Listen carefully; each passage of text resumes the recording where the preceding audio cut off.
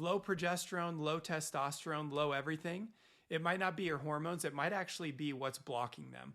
So we help a lot of people with fertility, hormone, thyroid issues. And one of the first patterns I check oftentimes if I'm seeing people struggle in these areas is the cortisol to DHEA ratio. Your cortisol, if that cortisol is low and your DHEA is low, then you're going to have what's called adrenal burnout. And it's really more of an adrenal issue than a hormonal issue. On the other hand, if you have low DHEA and high cortisol, your body's in a stress dominant state. And this can lead to all sorts of issues. You can have not only the fatigue, but the fertility issues that I talked about, but anxiety. You might be missing your periods or you have irregular periods. Brain fog, low libido. What happens is the body, at the expense of the hormones, will try to preserve energy if it's in this imbalanced state.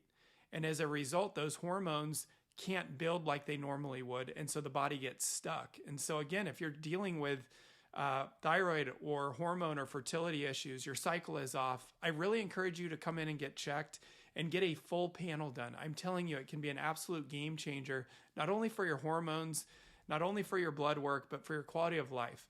If you're sitting there and you're just like, gosh, I do not feel good, or we're sitting here struggling with fertility issues and we feel like we've ran everything, I guarantee you, you have not ran every test possible. And I will show you on that initial call what exactly we would run in your case.